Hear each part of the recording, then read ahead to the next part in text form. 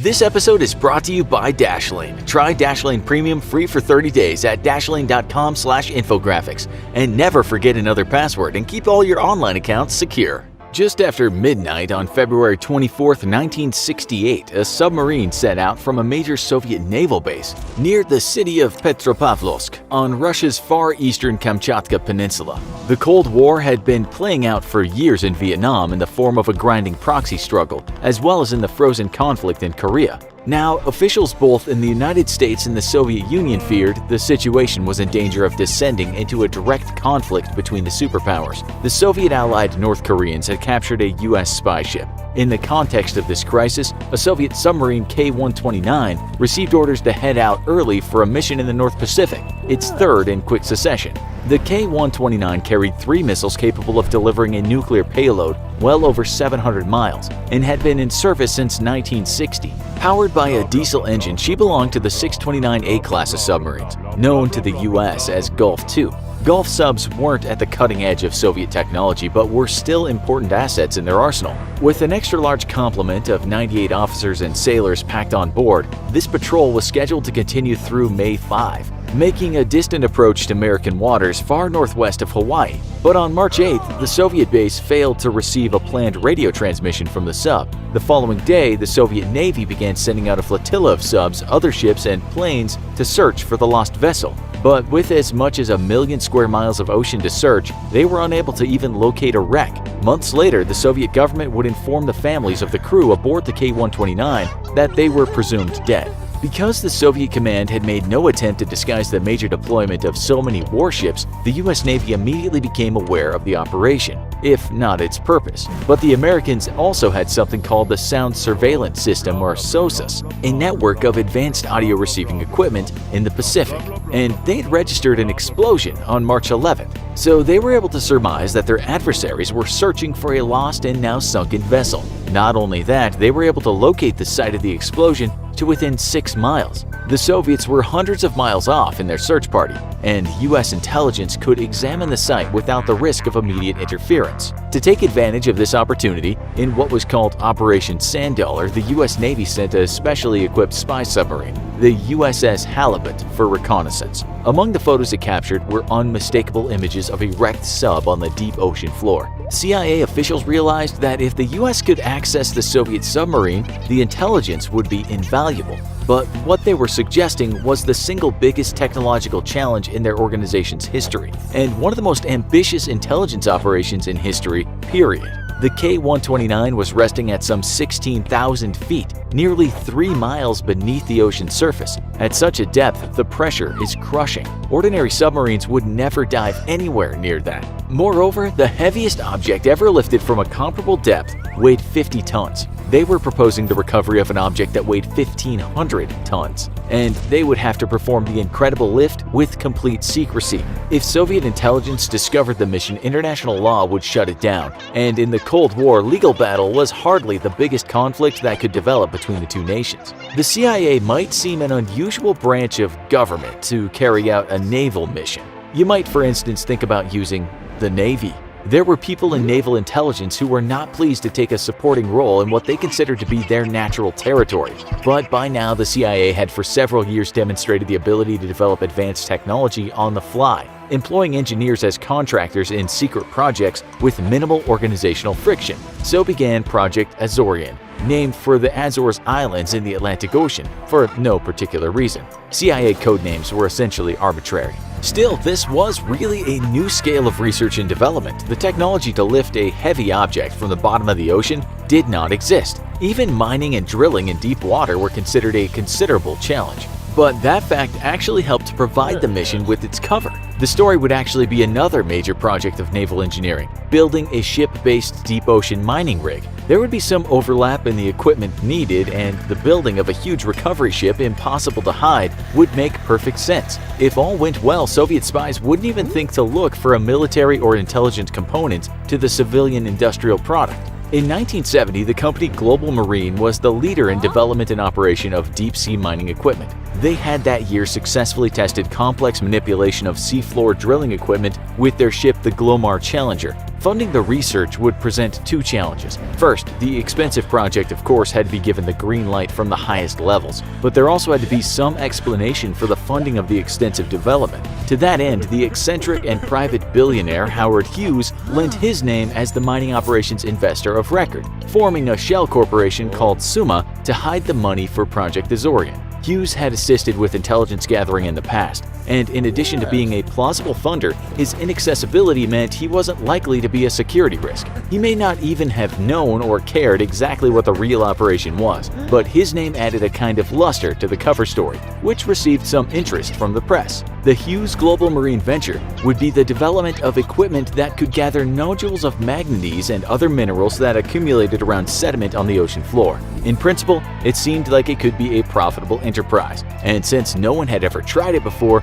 there was no hard evidence to the contrary. Early on, the CIA team rejected exotic ideas like extracting hydrogen from the water around the wreck to create a balloon that would lift the sub. Instead, they would use what was called a string, actually a series of steel pipes, to lower a remote-operated capture vehicle with a claw to the ocean floor. The vehicle would have a detachable complement of legs as a kind of lander, which would allow leverage to initiate the tremendous lift, without the risk of sinking into the seafloor if it proved semi-fluid. The legs would then detach and the string would be pulled up one segment at a time. The ship itself, the Glomar Explorer, would have a giant hidden moon pool in its hull that could accommodate the submarine, which measured over 320 feet in length. Pulling the wreck to the surface required that the vehicle remain virtually stationary in the water, and so the Explorer was outfitted with a complex gimbal system that allowed continual adjustment in the effective center of mass for the huge ship. But there was also the matter of the nuclear weapons. The recovery crew would have to treat the entire wreck as contaminated because the material within the warheads would have by then leaked onto everything. Plus, there were nuclear-tipped torpedoes, but the payoff would be an inside look at the Soviet nuclear weapons program, in addition to all of the technology of the submarine itself. Even more valuable would be insights into the Soviet Union's communication systems, specifically their coded communications. Provisions were made to try to salvage waterlogged paper to preserve the K-129's codebooks and other records. By 1974, the undertaking had overcome all the engineering obstacles, at least they hoped, not to mention calls from some who were in the loop to call off the project that was costing hundreds of millions of dollars, with a dubious chance of success. The ship was its own prototype. The team could do testing closer to shore, and did, off California's Santa Catalina Island. But the whole thing was designed for one mission, and likely they'd only get one try. Once the Explorer was in place about 1,500 miles west of Hawaii, with sophisticated, essentially experimental equipment, it took longer than planned to get everything running properly for a retrieval attempt. There was an inkling of what the Americans were up to, but the CIA mission had apparently managed to keep intel out of the hands of any foreign agents, and the task itself seemed impossible, so it was reasonable for the Kremlin to brush aside fears that the US might recover the K-129. Still, while the recovery team were in position, the Soviets took notice and sent a surveillance mission in what looked like a civilian vessel to contact the Explorer. They exchanged messages in Russian, and the command on the Soviet ship bought the cover story. This was, they determined, what it looked like, an experimental mining expedition. Still, not everyone in the Soviet military brass was convinced, and later a tugboat arrived with much the same purpose. The interaction the second time was, in a way, both more confrontational and less harried for the recovery team. With the tugboat in close visual range of the Explorer, the Soviet sailors mooned the American rig workers, who responded in kind, after which the enemy tugboat departed. This was not the peak of tension in the Cold War. When all of the components of the ship were ready, the crew of the Explorer began lowering the recovery vehicle Clementine nearly 3 miles to their target, one steel pipe section at a time. The lander arrived above the hull of the sunken submarine, and the arms of the recovery craft closed and took hold. Up at the other end of the video feed, remote steering of the robotic vessel took great skill and cool nerves. Once the arms were in place, the remote pilot began the incredible feat of lifting the enormous payload from the seafloor with the force of the lander's legs. Fortunately, the ocean bottom was quite solid, preserving more lifting power than a fluid base would allow. Once the sub was safely suspended in the water, the legs were detached and the rest of the power to pull would come from the string. As sections of the pipe were removed from the string, the cumulative weight dropped significantly, reducing the force needed to pull each time. But partway up, 2 of Clementine's claws broke, and the submarine they held snapped. Most of the K-129 broke away and fell back to the seafloor, although a chunk was still in her grasp. The recovery team had to relay this news back to Langley. The first reaction from the Home Office was to abort and try again, but the engineers of the Glomar Explorer knew that if they stopped and reset, they were likely to come back completely empty-handed. Even a partial success had been far from assured. In the end, their boss at the CIA relented and let the team continue with the lift. At last, a portion of the submarine rose up and into the moon pool. Everyone intended to make necessary repairs and adjustments to the equipment and return to the site the next time ocean conditions were favorable, the following summer. The missiles and most of the sub remained unrecovered, but a second expedition would never happen. The Soviet Union may never have learned the extent of Project Azorian, but journalists in the US were picking up clues to the story. Eventually, the Los Angeles Times received a tip with enough details to report on the real mission behind Project Jennifer, and a popular radio commentator broadcast an opinion piece on the story. Whatever the American public may have thought about the funding of CIA Black Ops was irrelevant though, since a return trip would have required the same secrecy as the first. Workers now suited up to handle the wreckage laced with nuclear waste. There would be no missiles in this section, but the presumption was that the radioactive material would be everywhere. Additionally, there were nuclear-tipped torpedoes in the recovered portion. As the crew bagged equipment that might have value for American intelligence, they also found the remains of 6 sailors from the K-129's last unfortunate voyage. Orders were to treat all human remains, including fragments, with respect and dignity. Before the Glomar Explorer returned to port, the sailors received a burial at sea with military honors, with both the Soviet naval flag and the American flag on display, and both of the nation's anthems played. The ceremony was videotaped, and years later, when the Cold War adversaries had awakened from their decades-long nightmare, a later CIA director would present the naval flag and the video to Boris Yeltsin, first president of the newly established Russian Federation. The final price tag for Project Azorian was $350 million.